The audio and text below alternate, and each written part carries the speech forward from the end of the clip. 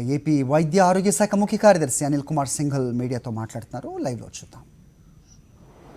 Occupy అయి ఉంటే oxygen bed సంఖ్య కొంచెం తగ్గింది. నిన్నటి మీద బాగా 23,393 బెడ్స్ టోటల్ ఉన్నట్లయితే 22,960 బెడ్స్ దాంట్లో పేషెంట్స్ ట్రీట్మెంట్ తీసుకుంటూ ఉన్నారు. మొత్తం కలిపి రాష్ట్ర వ్యాప్తంగా oxygen beds out side of ICU 433 అందుబాటులో ఉన్నాయి. కోవిడ్ కేర్ సెంటర్లో ఉన్నటువంటి పేషెంట్ సంఖ్య 17,340. అయితే ఈ హాస్పిటల్ బెడ్ సెన్స్ ఏదైతే ఆక్సిజన్ బెడ్స్ అవైలబిలిటీ నిన్నటి మీద కొంచెం తగ్గింది. దాంట్లో మనం ఫిగర్ చూసుకుంటే డిశ్చార్జెస్ గత 24 గంటల్లో 4,551, అడ్మిషన్స్ ఏమో 6,884. దానివల్ల అంటే ఖాళీగా ఉన్నటువంటి బెడ్స్ సంఖ్య తగ్గింది. రెమ్డెసివిర్ ఇవంతా గవర్నమెంట్ హాస్పిటల్స్లో 22,882 అయితే ప్రైవేట్ హాస్పిటల్స్కి ఇంకా మళ్ళీ నిన్నటి మీద కూడా ఈ ఒకే రోజులో 19,746 రెమ్డెసివిర్ డోసెస్ వాయల్స్ ప్రైవేట్ హాస్పిటల్స్కి సప్లై చేయడం జరిగింది. ఆక్సిజన్ కోటా రోజువారీగా మనకి 590 ఉంటే దాదాపు 600 టన్స్ ఆక్సిజన్ గవర్నమెంట్ హాస్పిటల్స్కి ప్రైవేట్ హాస్పిటల్స్కి అన్నింటికి మనం సప్లై చేసాం. కాల్ సెంటర్లో నేను మీకు నిన్న తెలియజేశాను. మనం ఏదైతే డైరెక్ట్గా 104 కాల్ సెంటర్లో ఇన్కమింగ్ కాల్ సంఖ్య 12,926.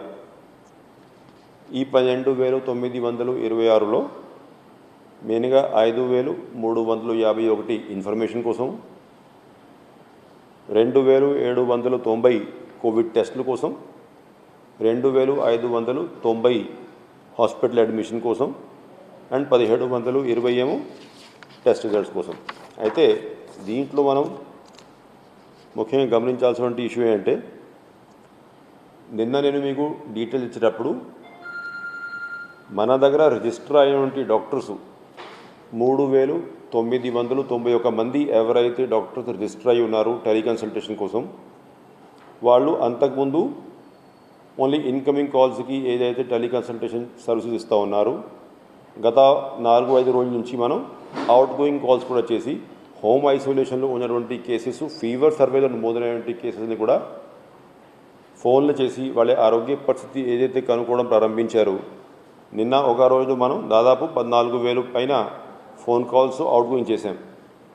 అప్పుడు కూడా తెలియజేశాను, అంటే ఈ సంఖ్య మేము రోజువారీగా ఎప్పుడు పెంచుకుంటున్నాం కెపాసిటీ అంతా కూడా. అయితే ఇవాళ ఈ ఒకే రోజులో 24,375 మంది పేషెంట్స్తో అవుట్ గోయింగ్ ఫోన్ కాల్స్ మనం కనెక్షన్ ఇచ్చి మాట్లాడగలిగారు. మొన్న ఇదే ఒక 3 days బ్యాక్ 9,000 ఉండింది రోజుకి, నిన్న 14,000 ఉండింది. ఇవాళ దాదాపు 24,000 పైన పేషెంట్స్తో వాళ్ళు ఫోన్లో డిస్కషన్స్ చేశారు. ఇంతమందితో ఫోన్లో మాట్లాడేటప్పుడు దాదాపు 2,550 మందికి కోవిడ్ కేర్ సెంటర్లో అడ్మిషన్ కానీ, టెస్టులు కానీ, హాస్పిటల్లో అడ్మిషన్ కానీ సలహాలు ఇచ్చారు. మిగతా అందరి ఆరోగ్య పరిస్థితి బాగుంది. అంటే 24,500లో దాదాపు 2,500 అంటే మిగతా 22,000 మంది హోమ్ ఐసోలేషన్ ఉన్నటువంటి పేషెంట్స్ బాగున్నట్లు తెలిసింది. అదేవిధంగా ఈ సంఖ్యని ఇంకా కొంచెం పెంచేటువంటి ప్రయత్నం చేస్తున్నాం. డెఫినెట్గా ఒక 2-3 రోజుల్లో కనీసం 50,000 మందితో రోజువారీగా ఈ డాక్టర్స్ మాట్లాడే విధంగా కెపాసిటీ పెంచుకోవడం జరుగుతుంది. అయితే ఒకసారి మనం ఈ టోటల్ రాష్ట్రంలో ఉన్నటువంటి కేసులు నిన్నటి వరకు పరిస్థితి చూసుకుంటే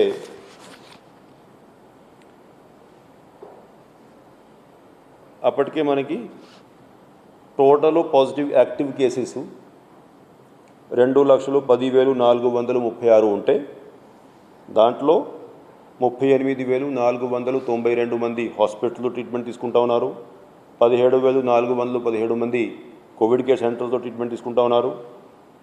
1,54,527 మంది హోమ్ ఐసోలేషన్లో ట్రీట్మెంట్ తీసుకుంటా ఉన్నారు. కాబట్టి ఇప్పుడు మనం ఈ 1,54,000 మందిని ఫ్రీక్వెంట్గా మానిటరింగ్ చేసుకోవాల్సిన అవసరం ఉంది. కాబట్టి ఇవాళ 25,000 మందితో మాట్లాడారు. రేపు మనం కెపాసిటీ ఒకవేళ 50,000కి ఇట్లా పెంచుకున్నట్లయితే 2-3 రోజులకి ఒకసారి అయినా కనీసం ఈ స్పెషలిస్ట్ డాక్టర్సు తర్వాత ఈ డాక్టర్సు వాళ్ళతో ఫోన్లో మాట్లాడుకొని వాళ్ళ హెల్త్ని మానిటర్ చేసే అవకాశం ఉంటుంది. అయితే ఇప్పుడు ఈ కోవిడ్ కేసులు గత 2 వారాల నుంచి మనం ఏదైతే కర్ఫ్యూ సెక్షన్ 144 విధించి ఉన్నాం, దాన్ని కూడా జిల్లా వారీగా కోవిడ్ కేసులు ఏ విధంగా పెరుగుతూ ఉన్నాయి, ఏ విధంగా తగ్గుతూ ఉన్నాయి, ఇవంతా మనం పరిశీలిస్తే 2 జిల్లాల్లో గత ఒక వారంలో కేసులు బాగా తగ్గాయి. మిగతా జిల్లాల్లో కొన్నింట్లో స్టేబుల్ అయినాయి, కొన్నింట్లో ఇంకా సంఖ్య వీక్లీ బేసిస్ మీద మనం చూసుకున్నట్లయితే పెరుగుతూ ఉండింది. ఇంకా అంటే నిన్న సండే కాబట్టి ఆబ్వియస్లీ టెస్ట్ రిజల్ట్స్ కొంచెం తక్కువ వచ్చి ఉంటాయి ఇవాళ. సో ఓవరాల్ ఇంకొక 2-3 రోజుల్లో ఈ యావరేజ్గా ట్రెండ్ ఏ విధంగా ఉంది కొంచెం క్లారిటీ వస్తుంది. ఓవరాల్ గవర్నర్లు ముఖ్యమంత్రి వర్యులు ఇవాళ తీసుకునే నిర్ణయంలో ఒకటేమో ఏదైతే ఈ కర్ఫ్యూ రిస్ట్రిక్షన్స్, అదేవిధంగా ఉదయం 6 నుంచి 12 గంటల వరకు 144 రిస్ట్రిక్షన్స్ ఏదైతే ఉన్నాయో అది మామూలుగా అయితే మనం అంతకుముందు 5వ తేదీ ఉదయం నుంచి ప్రారంభించాం కాబట్టి 18వ తేదీ వరకు ఉదయం వరకు ఉండేవి. అది ఇప్పుడు మనం 31st వరకు పెంచుకునే నిర్ణయం తీసుకోవడం జరిగింది. ఎందుకంటే ఇప్పటికే కొన్ని జిల్లాల్లో ఇంపాక్ట్ కనపడతా ఉంది.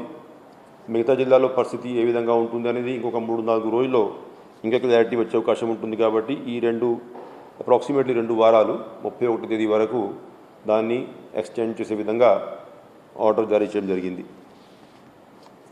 అది కాకుండా ఎవరైతే పిల్లలు అంటే ఈ కోవిడ్ వాళ్ళ పేరెంట్స్ మరణించారు, వీళ్ళేమో ఆర్ఫన్స్ అయిపోయారు, అటువంటి పిల్లలకి ఒకరొకరికి 15 లక్షల రూపాయలు మనం ఫిక్స్డ్ డిపాజిట్లు పెట్టగలిగితే ప్రతి ఒక్క నెల వాళ్ళకి కొంచెం ఈ ఇంట్రెస్ట్ ఇన్కమ్ వచ్చేటువంటి అవకాశం ఉంటుంది. కనీసం ఒక 25 ఇయర్స్ ఏజ్ వచ్చే వరకు ఈ ఫిక్స్డ్ డిపాజిట్ ఇట్లాగానే ఉంటుంది. ఆఫ్టర్ దాట్ వాళ్ళు డిపెండింగ్ ఆన్ ది నెసెసిటీ ఆ ఫిక్స్డ్ డిపాజిట్స్ క్యాష్ చేయాలన్నా ఏం చేయాలన్నా అది వారి ఇష్టం. దాన్ని వెంటనే అమలు చేయాల్సిందిగా ముఖ్యమంత్రి గారు నిర్ణయించారు. కాబట్టి ఇవాళ మేము ఆ స్కీమ్ డీటెయిల్స్ ఇవన్నీ కూడా వర్కౌట్ చేసుకుంటున్నాం. బహుశా ఇవాళ రేపు ఆ గవర్నమెంట్ ఆర్డర్ కూడా విడుదల చేసి ఆ జిల్లా కలెక్టర్లు అందరినీ కూడా ఈ కొత్త అనౌన్స్మెంట్ ఏదైతే గవర్నర్లు ముఖ్యమంత్రి గారు చేశారో దాన్ని ఇంప్లిమెంట్ అయ్యే విధంగా జిల్లాధికారి యంత్రాంగం కృషి చేస్తుంది. అదేవిధంగా ఈ నిన్న ఏదైతే బ్లాక్ ఫంగస్ గురించి చాలామంది చర్చించుకున్నారు, అంటే మ్యూకర్ మైకోసిస్ అంటారు దాన్ని, ఆ డిజీజు. దాన్ని మనం ఏ విధంగా హాస్పిటల్లో ట్రీట్మెంట్ ఇవ్వాలనో, ఏ హాస్పిటల్లో ట్రీట్మెంట్ ఇవ్వాలి, దానికి కావాల్సినటువంటి ఏదైతే ఇంజెక్షన్స్ ఉన్నాయో ఆ కొనుక్కునే విధానం, ఇవన్నింటి మీద కూడా డిస్కషన్ అయింది.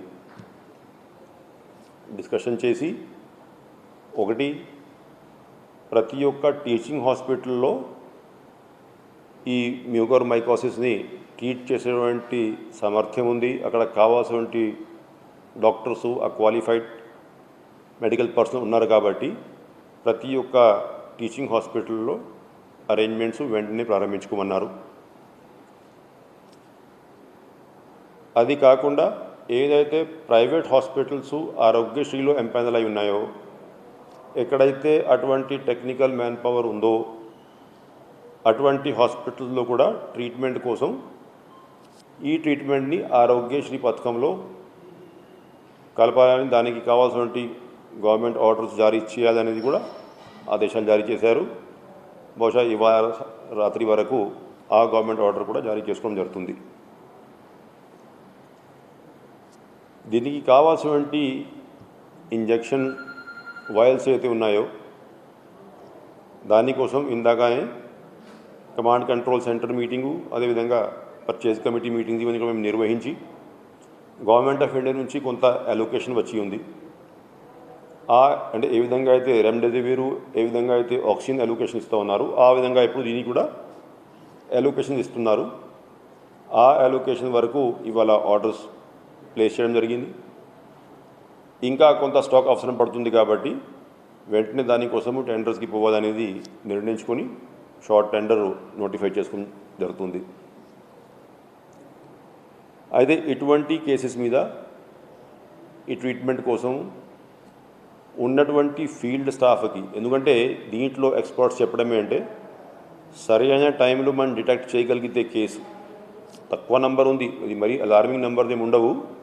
బట్ ఎందుకంటే ఇటువంటి ఈ మ్యూకోర్మైకోసిస్ అయితే ఉందో అది హైలీ డయాబెటిక్ కేసెస్, అటువంటి హైలీ డయాబెటిక్ కేసెస్ ఎవరైతే కోవిడ్లో ఎఫెక్ట్ అయి ఉన్నారు అటువంటి వాళ్ళకి ఇది ఎక్కువ వచ్చే అవకాశం ఉంది. కాబట్టి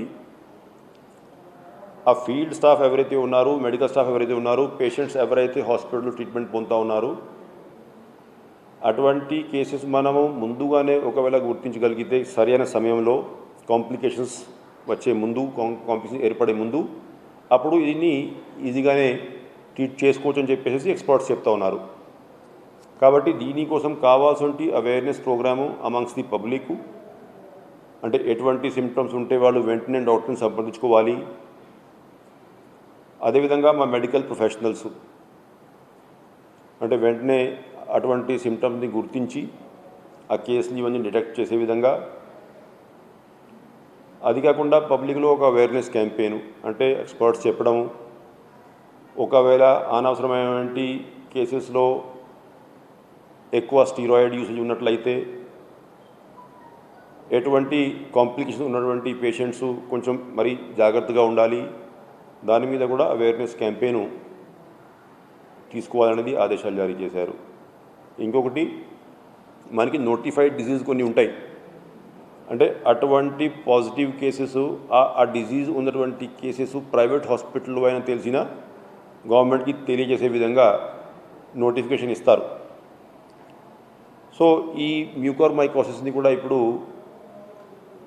నోటిఫైయబుల్ డిసీజ్ కింద నోటిఫై చేసేసి ఏ హాస్పిటల్లో కేసు వచ్చినా ప్రభుత్వానికి తెలియచేయాలి. సో దట్ మనకి టోటల్ ఓవరాల్ పిక్చర్ ఏ విధంగా ఉంది, రాష్ట్రంలో ఎన్ని కేసులు వస్తున్నాయి, ఈ క్లారిటీ ఉండాలి. కాబట్టి ఇటువంటి నోటిఫికేషన్ కూడా ఇవాళ రేపు ఇవ్వటం జరుగుతుంది. అప్పుడు అంటే క్లియర్గా ఎన్ని కేసులు వస్తున్నాయి, ఎందుకంటే ఇప్పుడు ఈ రఫ్ ఎస్టిమేట్లో ఎవరికి వీలు పడితే వాళ్ళు ఫిగర్సు తెలియజేసేస్తున్నారు.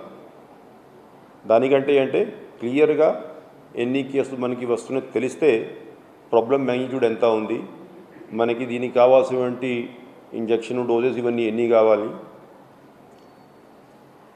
ఆల్రెడీ మనం ఆరోగ్యశ్రీ కింద దీన్ని నోటిఫై చేస్తున్నాం కాబట్టి మన వైపు నుంచి అరేంజ్మెంట్స్ ఎన్ని చేయాలి, దీనికి కొన్ని ఒక్కొక్క క్యాండిడేట్కి కొన్ని లక్షలు, ఒక 2-3 లక్షలు ఇట్లాగా ఖర్చు అవుతుంది ట్రీట్మెంట్కి అంటున్నారు. ఆ డీటెయిల్స్ ఇవన్నీ ఇంకా మనం వర్కౌట్ చేస్తున్నాం.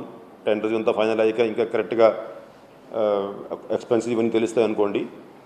బట్ ఎంత ఖర్చు అయినా చివరికి మనము ఆరోగ్యశ్రీ ప్యాకేజ్ దీన్ని కలుపుకుంటున్నాం కాబట్టి మనకి కూడా అసెస్మెంట్ క్లియర్గా ఉంటుంది. ప్రతి ఒక్క పేషెంట్ని మనం